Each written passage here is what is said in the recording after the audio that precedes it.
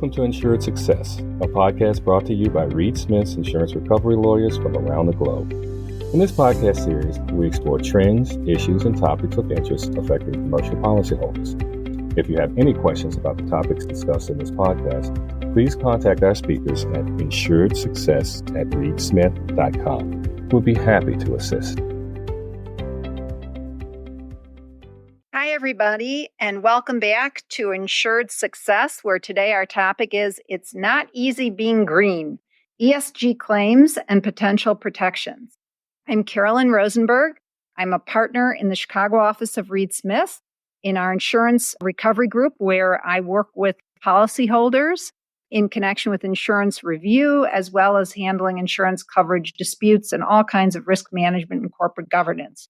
My partner, Jennifer Smokelin, who is a partner in Pittsburgh, is steeped in energy and ESG and related issues and is one of our leaders in our ESG initiative.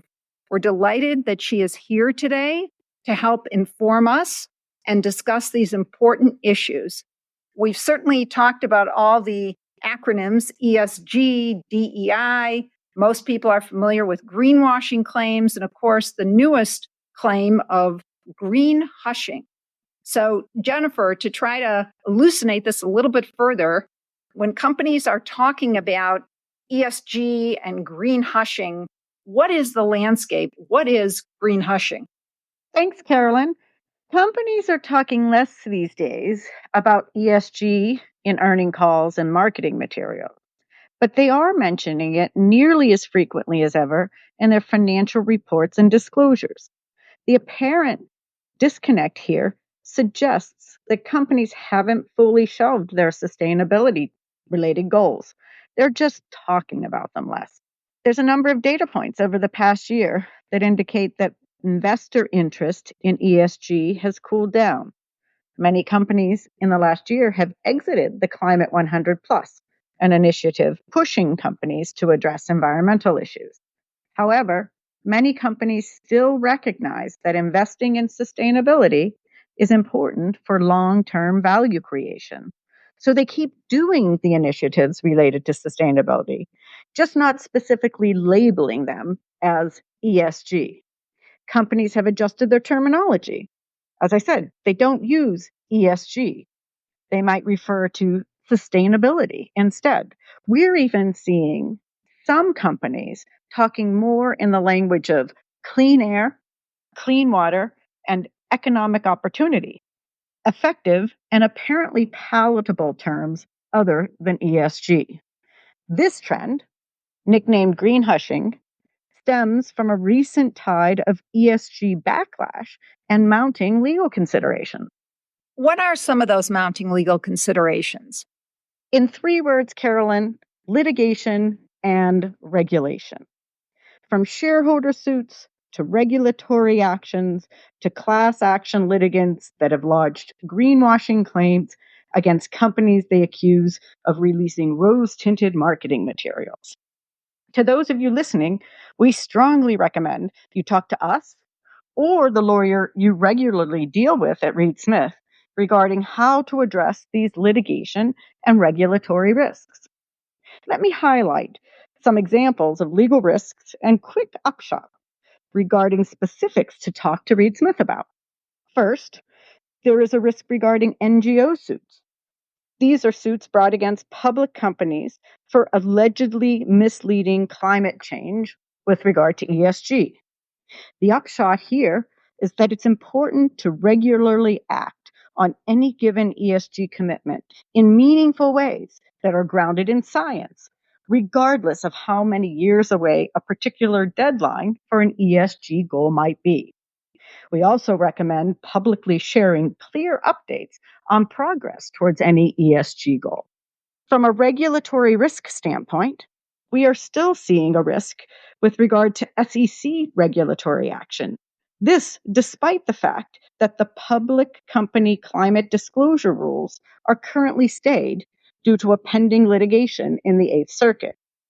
For example, the SEC has recently brought enforcement action for allegedly inaccurate representations of recyclability.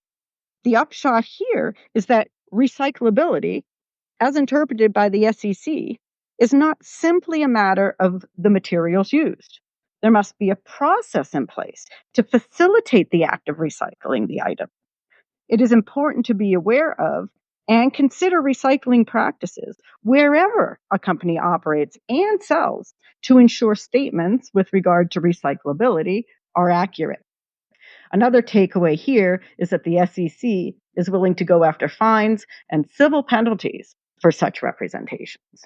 On the DEI side, California may require employers to report voluntary social compliance audits. If adopted, this bill, called AB 3234, would essentially mean that if an employer voluntarily conducts a social compliance audit, that employer must then publish a clear and conspicuous link on their website to a report detailing the findings related to compliance with child labor laws. The upshot here is that this bill is likely to be adopted. AB 3234 has received broad bipartisan support, easily passing in both the state assembly and the Senate at the end of August in California. Governor Newsom is expected to sign the bill soon. The final risk we want to highlight is shareholder suits.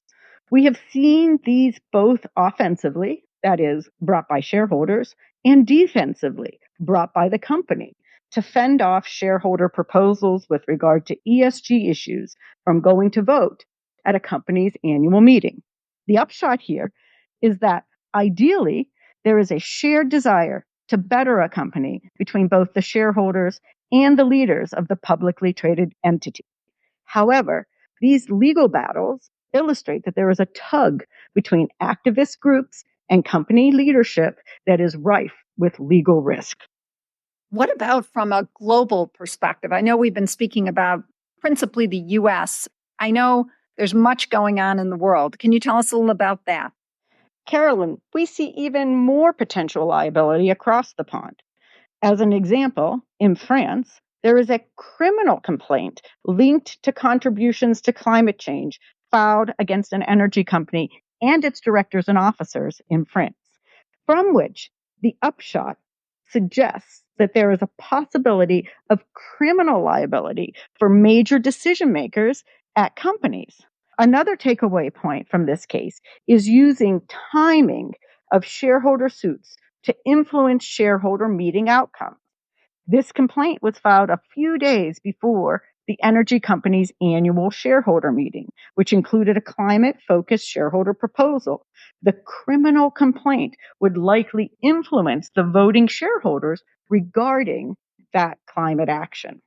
So, speaking of corporate and corporate officer liability, Carolyn, how can insurance help?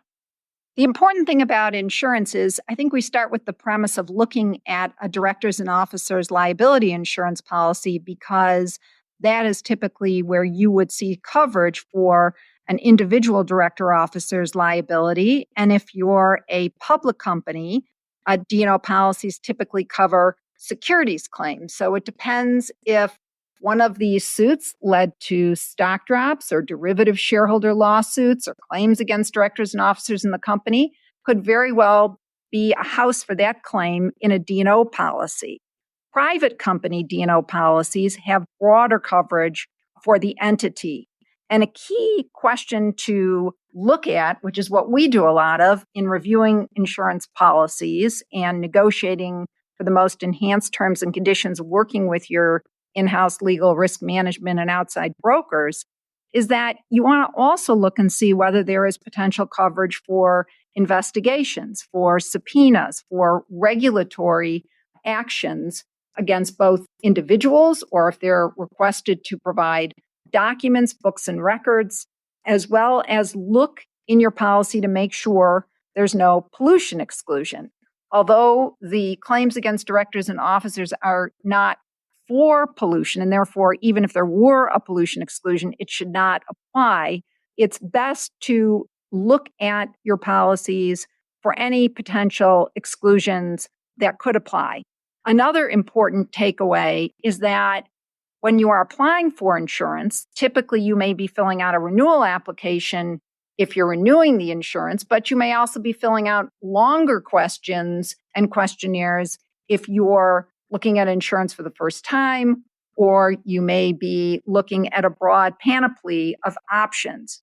And in looking at applications, you should be thinking about and being very careful about how you're answering. If there are questions asked about ESG initiatives, about DEI, about all kinds of what we would call under the rubric of environmental, social, and governance issues, that's because potentially insurance applications could be discoverable if considered part of the insurance policy. And of course, insurers may be screening applications not just for underwriting, but for purposes, if there is a claim, to determine whether or not there was any sort of alleged misrepresentation or omission in how the risk was presented to the insurer for purposes of the insurer turning around and using any sorts of exclusions or other terms and conditions against the policyholder. The important takeaway here is to have the insurance applications as well as the policies reviewed by knowledgeable coverage counsel. But D&O insurance is really the starting point. It's not the ending point. You could potentially have coverage for ESG-related claims under other policies, depending on how the claims are alleged and the causes of actions therein. You could have environmental coverage claims. You could have coverage under general liability and business interruption. You could have employment-related claims and look under your employment practices liability policy. You could also potentially have coverage under a cyber or data tech and privacy policy, depending on, again, the tentacles, the allegations, the causes of actions that are alleged. The important takeaway here is to review your coverage before a claim, demand, or investigation or regulatory action occurs. And then if there is an issue, to take a look very carefully, work with knowledgeable counsel to determine when and how to report that claim, and then how to maximize coverage, not just for the defense costs of defending the action, but of course for any potential judgments or settlements. Those are some thoughts on how to access insurance in addition to good risk management, reporting, making sure your representations are careful and considered, as Jennifer was discussing. Jennifer, any last takeaway from your perspective? Carolyn, I think you did an excellent job giving an overview of insurance, and we discussed green hushing and the mounting legal considerations with regard to ESG claims. So, no, I have nothing further. Thank you. Well, thanks everybody for listening. Please reach out to us if you have any questions, and we look forward to having you listen in on our next podcast. Thanks again. Insured Success is a Reed Smith production. Our producer is Alec McCardle. This podcast is available on Spotify, Apple Podcasts, Google Podcasts, Podbean, and reedsmith.com. To learn more about Reed Smith's Insurance Recovery Group, please contact Insured Success at reedsmith.com. This podcast is provided for educational purposes. It does not constitute legal advice and is not intended to establish an attorney-client relationship, nor is it intended to suggest or establish standards of care applicable to particular lawyers in any given situation. Prior results do not guarantee a similar outcome. Any views, opinions, or comments made by any external guest speaker are not to be attributed to Reed Smith LLP or its individual lawyers. All rights reserved.